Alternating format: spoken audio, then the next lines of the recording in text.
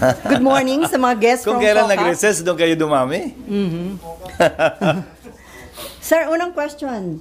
Since yung verified impeachment complaint against BP Sara is now in the Senate, ang tanong ng marami, why the Senate went on break last night without tackling the verified impeachment case against BP Sara? Well, una, yun ang schedule namin. Alam niyo namang lahat yun. Na huling araw namin kahapon, magbe-break talaga kami at magre-resume matapos ang halalan sa June 2. Walang rason para magbago o baguhin yon kahapon. Napakinggan ko si Myla kahapon. Si Myla? Tinatanong si Senator Pimentel, bakit daw walang nagtanong? Sasagutin ko yun. Trabaho ko bilang Senate President, sagutin o presiding officer, sagutin anumang katanungan na ibabato sa plenaryo. Pero hindi ko trabahong tanungin yung mga miyembro kung bakit hindi sila nagtanong at anong nasa isip nila, ba't hindi sila nagtanong. Fact is, walang nagtanong dahil hindi pa naman officially informed ang Senado, ang plenaryo, kaugnay sa paghahain ng impeachment complaint dahil dadaan pa ito sa isang proseso sang-ayon sa rules at practice at procedure ng Senado kaugnay ng mga impeachment complaints. So, sir, mali yung impression na parang may napag-usapan ba na wag itong itackle sa Senate plenary? Walang caucus na naganap, walang usapang naganap sa pagitan ng mga miyembro ng Senado kaugnay nito o kaugnay ng anumang bagay. Bago kami nag-adjourn kahapon, nung Martes, nung Lunes, kahit nung nagdaang linggo, wala kaming pagpupulong na formal kaugnay nito. So what will happen now on the articles of impeachment? As Senate President, it's your call, di ba, sir? So what is your plan? Isa-isahin muna natin. Sang-ayon sa rules ng Senado, kapag kami inihaing articles of impeachment or complaint or resolution on impeachment sa Senado, the Senate President, nakalagay sa rules namin, shall take proper order of the subject of impeachment.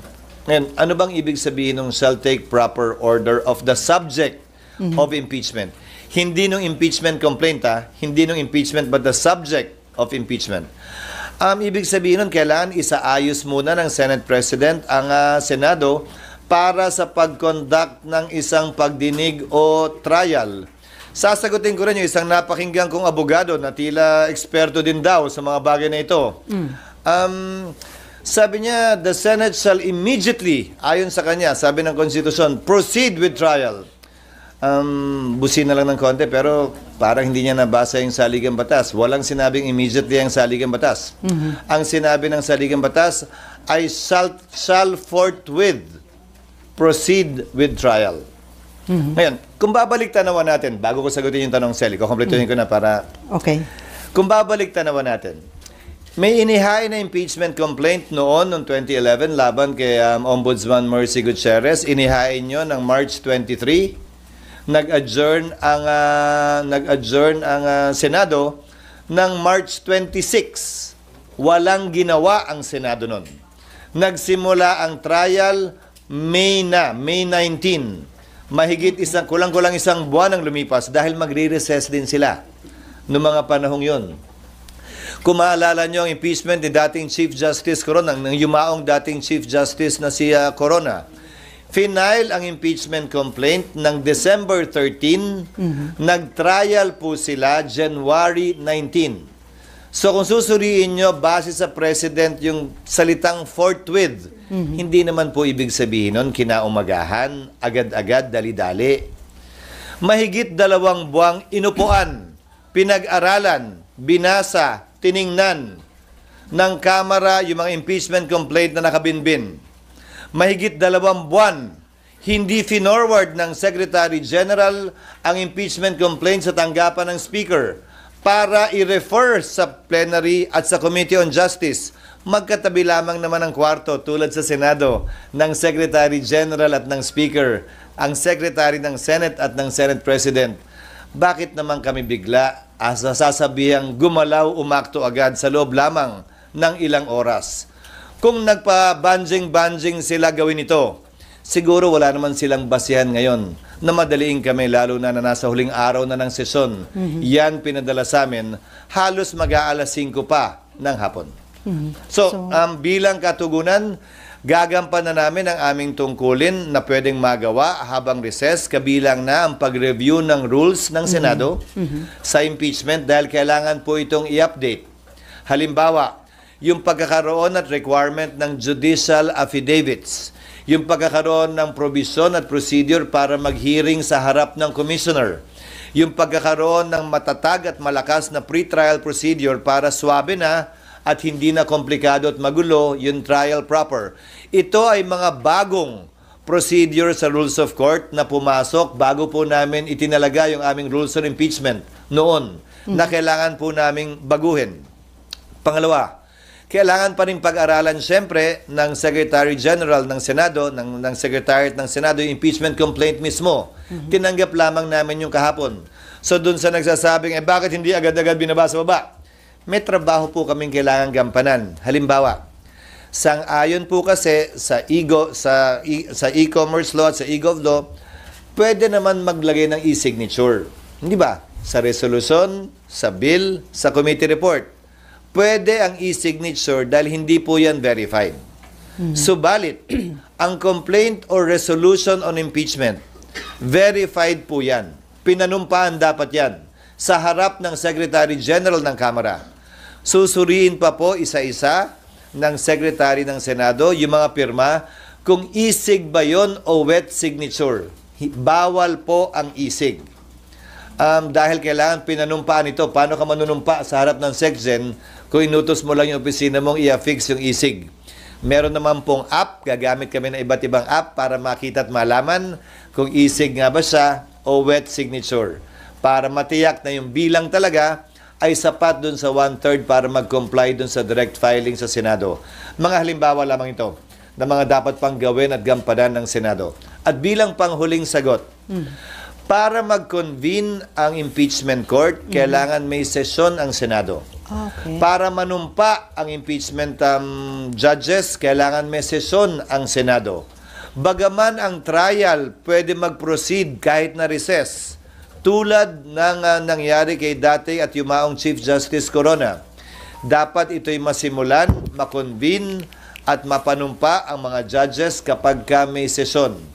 So kung may mangyayari mang aksyon o kaganapan kaugnay nito, yan ay mangyayari sa June 2, pag-resume ng Senado, matapos ang eleksyon at pasayan ng mayoriya ng Senado kung aamyendahan ba yung rules, anong ilalagay sa rules, i-authorize ba tulad ng nasa rules of court ngayon na suppletorily applicable na pwedeng mag-hearing habang recess dahil may 12 senador pa namang maiiwan. Natatawid hanggang 2028 pa ang termino, kabilang ako. 12 lamang naman ang matatapos ang termino. Gagawin ba yung parang sa rules of court, I'm only citing examples, na i-authorize yung 12, parang hearing before a commissioner, natanggapin lamang yung ebidensya. Ito'y court of record naman kasi. Ibig sabihin, kahit na wala pa at hindi personal na narinig yung ebidensya, mababasa naman. Ngayon nga may video pa. Okay. Sir, yung Sana natugunan ko yung iyong katanungan.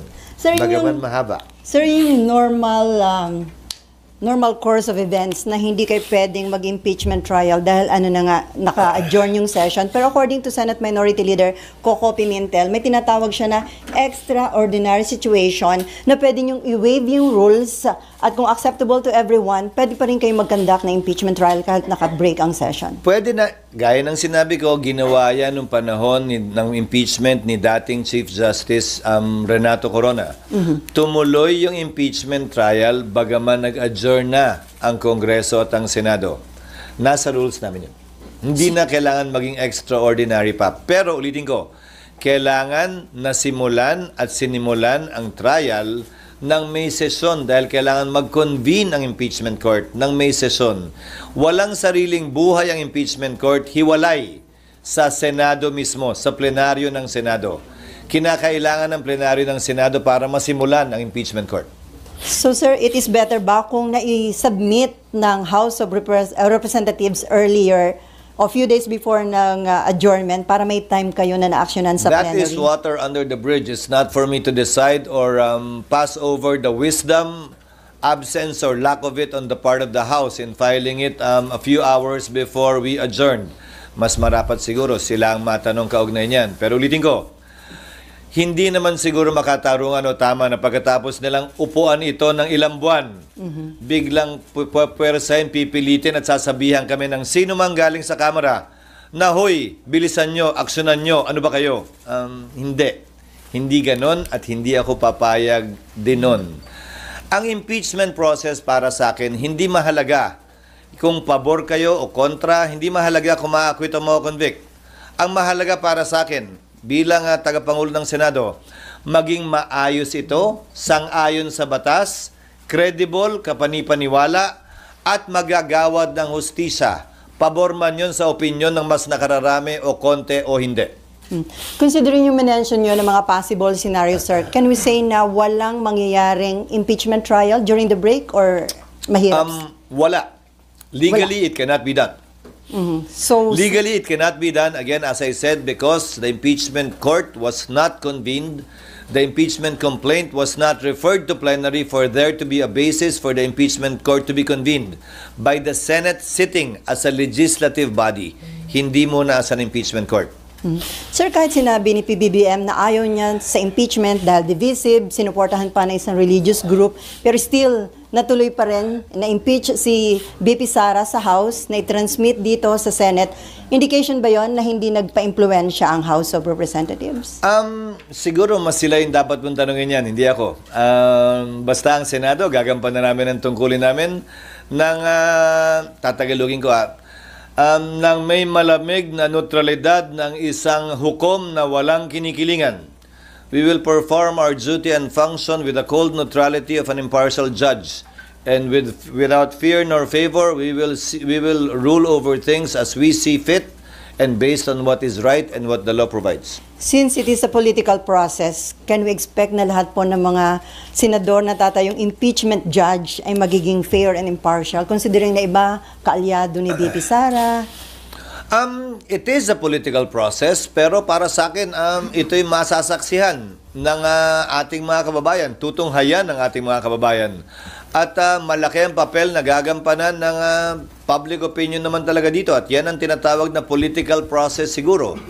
Pero maging ganun pa man, siguro sabay-sabay tayo, impeachment judge man or mga kababayan natin na manonood sa pagdinig. At base sa ating mapapakinggan, makikita, hindi maririnig o hindi makikita, tayo mismo yung gagawa ng sarili nating pasya. At dahil political process nga ito at mga politiko ang tatayong umuupo bilang hukom, sinong politiko ang kilala mo na sumusuwag ika nga sa public opinion, lalo na sa panahon ng halalan. So, inimbento talaga itong sistemang ito na nagsulat ng ating saligang batas para ganito naman talaga. Hindi para maging sobrang hiwalay, ika nga, sa opinion ng publiko kaugnay sa bagay nito dahil politiko din naman ang hinuhusgahan. From Myla muna, although para nabanggit nyo na, kung May phone in. kung sir, kung after election magko-convene yung impeachment court, tas limited na yung time ninyo, carry over yun kung bago na yung composition ng mga senador at kongresista sa 20th Congress? Iyon ang aking paniniwala. Bakit? Ang Amerika kung saan natin kinopya yung ating sistema ng demokrasya at Republican government. Yung kanilang Senado, sa pagkakaalam ko, 1/3 lamang ang hinahalal at any one time. May naiiwang 2/3 pa rin. Kaya pwede mong sabihing continuing body talaga yung Senado. Ang Senado ng Pilipinas, 12. So, walang majority, walang quorum ang maiiwan. Subalit, ilang bagay ang nais kong sabihin kaugnay nito. Tingnan nyo na lamang ang mga collegial courts dahil ito'y hindi function ng legislature. Hindi ito typical na bill sa aking pananaw na pagtapos ng Kongreso, i-file mo uli. Pag hindi na-aprobahan, kailangan aprobahan uli ng magkabilang kamara. Kahit na-aprobahan sa kamara, dito hindi, simula uli sa simula. Halos lahat naman siguro sang-ayon. Ito'y impeachment court. Hiwalay sa function ng lehislatura. Pero syempre, kikilalanin ang pagtatapos ng termino ng mga miyembro nito. So ano ang pwede nating ihalin tulad dito? Ang mga collegial courts. Ano-ano ang collegial courts? Sandigan Bayan, Court of Appeals, Supreme Court. Isama mo na yung Constitutional Commission, kabilang na ang Civil Service, ang COMELEC. Tanong, kapag kami nakabinbin bang kaso sa mga ito at nagpalit sa tagal ng kaso sa mga korteng yan, ang mga mahistrado ng Korte Suprema, mahistrado ng Court of Appeals ng Sandigan Bayan, dahil ito ay mga courts of record naman, dinidismiss ba yung kaso o nagpapatuloy lamang? Hindi ba ang sagot ay nagpapatuloy lamang ito? Patuloy lamang yung mga kaso maski nagpapalit ang bumubuo ng collegial court na yon, tulad lamang ng impeachment court. Lalo na court of record din ang impeachment court, kung saan magpalit man, mag-absent man, hindi man mapakinggan ng personal ng impeachment judge, pwede pa rin siya gumawad ng desisyon base sa record na tinanggap ng ebidensya ng impeachment court. Sir, may patanong lang si Nympha. Paano ko magpatawag? Asan ba sila? Nasa press officer. Paano daw ko magpatawag ng special session si PBBM? Pwede nyo na actionan yung impeachment? Oo, pwedeng mangyari yon, pero ang pagpapatawag ng special session sa aking pagkakaalam Legal. ay hindi para mag-convene ng impeachment court. Sa aking pagkakaalam, ang pagtatawag ng special session ay para sa mahalagang bagay at panukalang batas na kailangan ipasa. Ayon sa ating saligang batas. Hindi ito isa o saklaw marahil nung probisyong yon, kaugnay ng special session. Pero haharapin namin yon pag nandiyan na.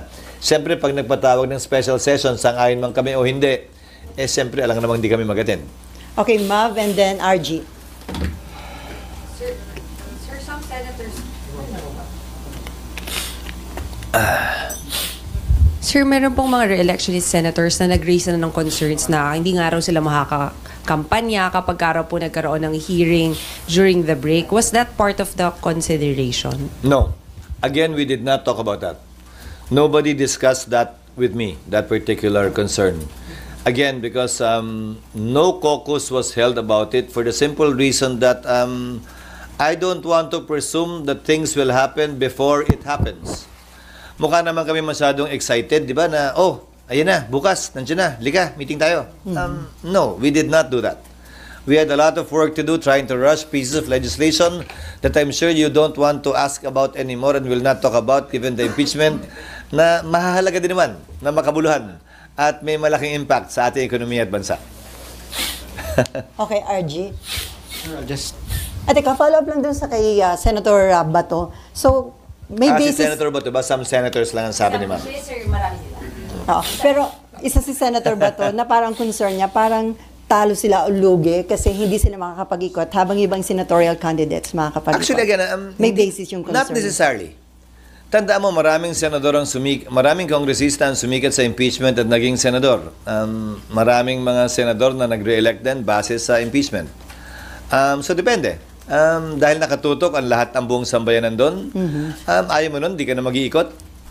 Kung yun talaga yung pakay mo, meaning, so, depende. Ang sagot ko ron, depende. Pero ulitin ko, hindi namin napag-usapan yan. But it can make or break re-electionism. Well, definitely. Pero it's a platform, it's an opportunity. Saan ka makakakita ng live na teleserye tungkol sa tunay na buhay ng tao na hindi susubaybayan? Nasa sayo na lang kung yung karakter mo ba'y kontrabida ron o bida. At wala pang bayad, free. Isa pa yun, walang bayad. RG. Hala. Okay. okay, sir. Ang dami kasing pumirma dun sa impeachment complaint, about 215. Do you think that is reflective of the support for the leadership of the House? Hindi ko maintindihan kung saan nanggaling yung press release na yon ng Speaker. Sa pagkakaalam ko, ang impeachment complaint ay kaugnay sa pagpapanagot ng isang impeachable officer. At walang kinalaman sa pagsuporta sa liderato ng Kamara. Iahalin tulad ko na lang siguro dito.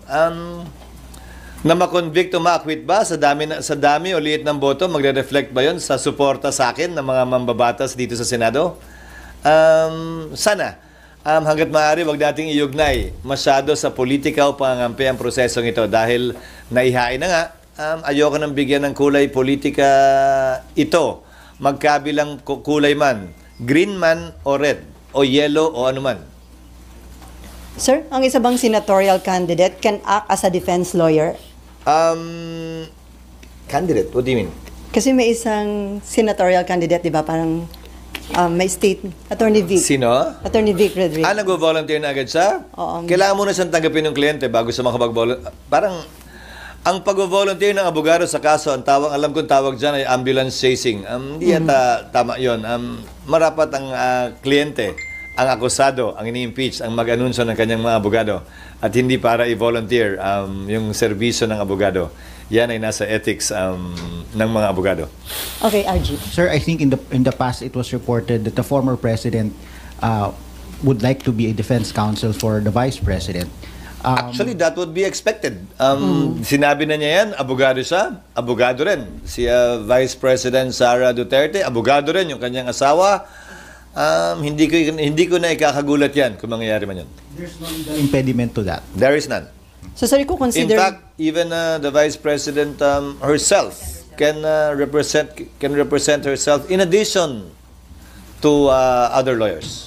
So, sir, i-consider nyo sa pag-draft ng rules kung papayagan ng isang senatorial candidate na maging defense lawyer? By that time, tapos na ang halalan. Oo Hindi na nga. siya kandidato, abogado na lamang siya.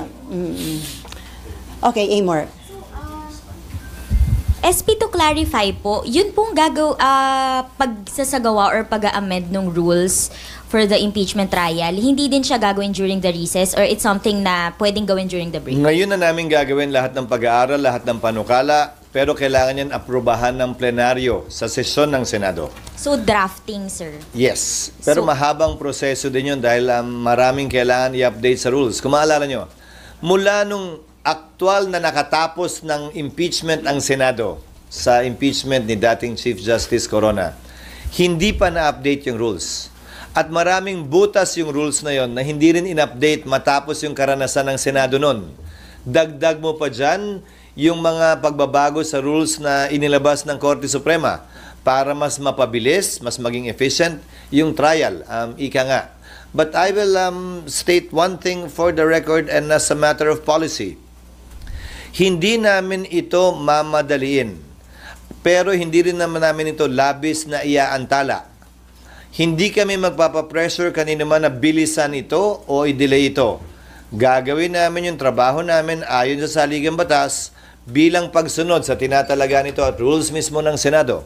Bagaman wala pong updated rules ang Senado, meron pa ring rules na nananaig ngayon. Yan yung existing rules pa namin. Nakabilang nga dyan yung binanggit ko, that the Senate President shall take proper order of the subject of impeachment and matapos nun, shall notify the House of the date when the prosecutors are set to appear. Pero bago lahat mangyari yung tinatawag yung trial, kailangan muna mag-acquire ng jurisdiction ng Senado. Sa ngayon na tinanggap na ng Senado yan, hindi na may kakailang nasa Senado na yan at impeached na si Vice President Sara Duterte. At bagaman hindi pa na-convene yung impeachment court, matter of course na lamang yon, ministerial ang pag-take ng jurisdiction ng Senado sa impeachment complaint na ito. Hindi na rin may kakaila yun. Pero, kailangan pa matapos mangyari yon, i-amend yung rules, i-update yung rules, i-convene yung court, or base sa rules, pag nagsabi ang rules na kahit na hindi pa kino-convene ang impeachment court dahil nga patapos na ang termino ng 19th Congress, baka pwedeng bigyan ng kapangyarihan yung mga maiiwan na magsagawa na ng mga prosesong pwedeng isagawa bago ang trial. Kabilang na halimbawa, ang pagpapasagot sa nasasakdal. Ang pagbibigay ng pagkakataon sa prosecutor na sagutin yung sagot o reply dun sa answer. Ang pagsusumite ng judicial affidavits ng mga testigo na magkabilang panig. Ang pag-conduct ng pre-trial, pagkakasundo nila. O ito, concede na namin, tama na yan. Ito, hindi kami papayag dito. Pagdebatihan natin yan, presentahan natin ebidensya dyan. O pag-submit ng pre-trial brief. Dahil alalahanin ninyo, bagaman hindi tumutuloy-tuloy ang Senado, ang Senate President, sang-ayon sa rules ng Senado, ay uupo pa rin bilang Senate President hanggang nahalal na ang kanyang kapalit. Dahil ang termino ko ay matatapos pa sa 2028.